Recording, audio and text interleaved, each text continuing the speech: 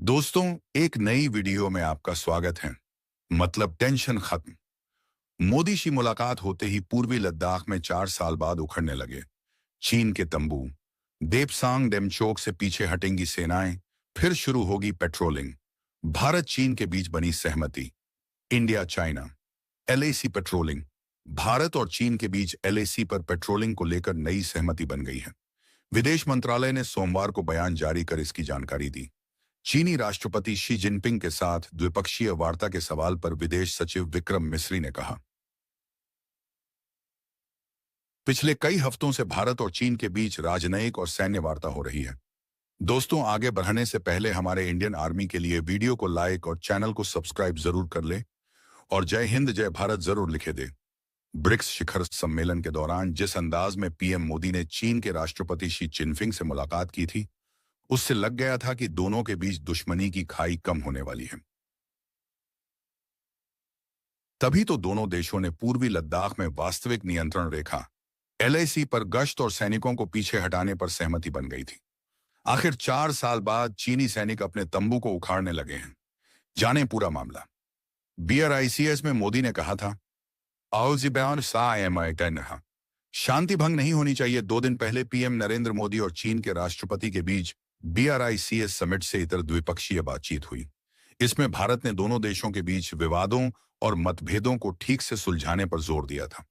प्रधानमंत्री मोदी ने कहा था कि सीमा पर किसी भी सूरत में शांति भंग नहीं होनी चाहिए। उन्होंने कहा था कि स्थिर और मैत्रीपूर्ण संबंधों का सकारात्मक असर बाकी के मुद्दों पर भी पड़ेगा। India China LAC patrolling. Bharat और चीन वास्तविक नियंत्रण रेखा लाइन ऑफ एक्चुअल कंट्रोल पर अपने सैनिकों को पीछे हटाने और फिर से पेट्रोलिंग शुरू करने के लिए एक नए समझौते पर पहुंचे हैं। कथित तौर पर यह समझौता देपसांग और डेमचोक इलाकों में पेट्रोलिंग से संबंधित है। जानकारी के मुताबिक संघर्ष के इन दोनों बिंदुओं देपसांग और डेमचोक पर पेट्रोलिंग शुरू हो चुकी है और जल्द ही दोनों देश अपने सैनिकों को पीछे हटाना शुरू कर देंगे, जिसे मिलिट्री टर्म में डिसंगेजमेंट कहते हैं। विदेश सचिव विक्रम मिस्री ने सोमवार को इस बारे में जानकारी दी। उन्होंने कहा कि दोनों देशों के बीच पेट्रोलिंग की व्यवस्था को लेकर बनी सहमति से 2020 में पूर्वी लद्दाख में उत्पन्न हुए तनाव का धीरे धीरे समाधान हो रहा है। यह महत्वपूर्ण घटनाक्रम 22 से 23 अक्टूबर को होने वाले 16वें ब्रिक्स शिखर सम्मेलन के लिए प्रधानमंत्री नरेंद्र मोदी की रूस यात्रा से ठीक पहले सामने आया है। पिछले कई हफ्तों से भारत और चीन के बीच राजनयिक और सैन्य वार्ता हो रही है। चीन के साथ एलएसी के मुद्दों पर हमारा समझौता हुआ है। सैनिकों की वापसी और स्थिति के समाधान के लिए पेट्रोलिंग की व्यवस्था की गई है।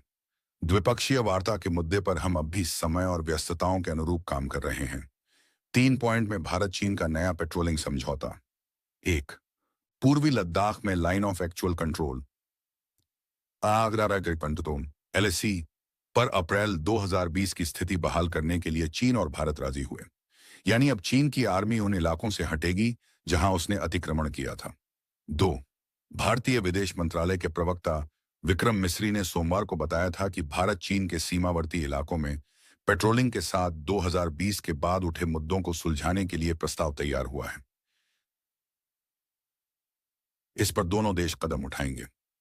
3 अप्रैल 2020 में एक सैन्य अभ्यास के बाद चीनी सेना ने पूर्वी लद्दाख में कम से कम 6 इलाकों में अतिक्रमण किया था।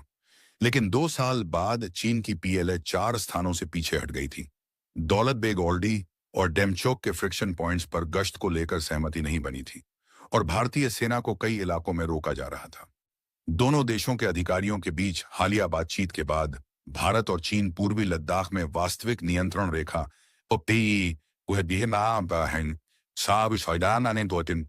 एलएसी पर पेट्रोलिंग के लिए एक समझौते पर पहुंचे हैं। मिस्री ने कहा कि पेट्रोलिंग को लेकर बनी सहमति के बाद दोनों देशों के बीच एलएसी पर तनाव कम होने की उम्मीद है। विदेश सचिव ने कहा कि वास्तविक नियंत्रण रेखा पर शेष मुद्दों को सुलझाने के लिए भारतीय और चीनी वार्ताकार पिछले कुछ हफ्तों से संपर्क में हैं। बता दें कि पूर्वी लद्दाख स्थित गलवान घाटी में वर्ष 2020 में 15 से 16 जून को भारतीय और चीनी सैनिकों के बीच झड़प हो गई थी। इसमें 20 भारतीय सैनिकों की मौत हुई थी और करीब दोगुनी संख्या में चीनी सैनिक भी मारे गए थे। हालांकि चीन की पीपुल्स लिबरेशन आर्मी ने अपने सैनिकों के बारे में कभी आधिकारिक आंकड़े नहीं जारी किए। इस घटना के बाद से दोनों देशों के बीच संबंध तनावपूर्ण बने हुए हैं। बता दें कि ब्रिक्स शिखर सम्मेलन रूस के कजान शहर में 22 अक्टूबर से शुरू होगा। पहले दिन ब्रिक्स नेताओं के लिए रात्रिभोज का आयोजन होगा। 23 अक्टूबर को दो मुख्य सत्र होंगे। सुबह के सत्र के बाद दोपहर में शिखर सम्मेलन के मुख्य विषय पर ओपन सेशन होगा। इस सेशन में ब्रिक्स नेताओं से कजान डिक्लेरेशन को अपनाने की भी उम्मीद है। यह डिक्लेरेशन ब्रिक्स के लिए आगे की राह तैयार करेगा। ब्रिक्स शिखर सम्मेलन का समापन 24 अक्टूबर को होगा। हालांकि प्रधानमंत्री मोदी घरेलू प्रतिबद्धताओं के कारण 23 अक्टूबर को नई दिल्ली लौट आएंगे। ब्रिक्स शिखर सम्मेलन से इतर प्रधानमंत्री की कुछ द्विपक्षीय बैठकें होने की उम्मीद है। 15 जून 2020 को चीन ने ईस्टर्न लद्दाख के सीमावर्ती इलाकों में एक्सरसाइज के बहाने सैनिकों को जमा किया था। इसके बाद कई जगह पर घुसपैठ की घटनाएं हुई थीं। भारत सरकार ने भी इस इलाके में चीन के बराबर संख्या में सैनिक तैनात कर दिए थे। हालात इतने खराब हो गए कि एलएसी पर गोलियां चलीं। इसी दौरान 15 जून को गलवान घाटी में चीनी सेना के साथ हुई झड़प में 20 भारतीय सैनिक शहीद हो गए थे। बाद में भारत ने भी इसका मुंहतोड़ जवाब दिया था। इसमें करीब 60 चीनी जवान मारे गए थे। गलवान झड़प में 20 भारतीय सैनिक शहीद हुए थे। इसी साल मार्च में जापान की राजधानी टोक्यो में जयशंकर ने कहा था 1775 से 2020 तक बॉर्डर पर शांति थी। झड़प में सब बदल गया। भारत चीन कई मुद्दों पर सहमत नहीं है।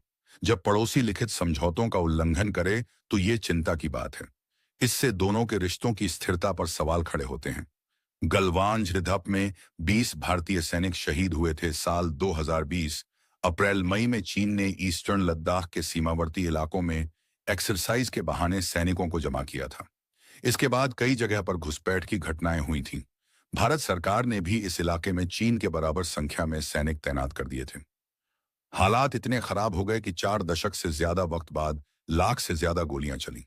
इसी दौरान 15 जून को गलवान घाटी में चीनी सेना के साथ हुई झड़प में 20 भारतीय सैनिक शहीद हो गए थे। गलवान झड़प में चीन के 38 सैनिक मारे जाने की बात कही गई थी। हालांकि चीन ने केवल 4 की मौत कबूली थी।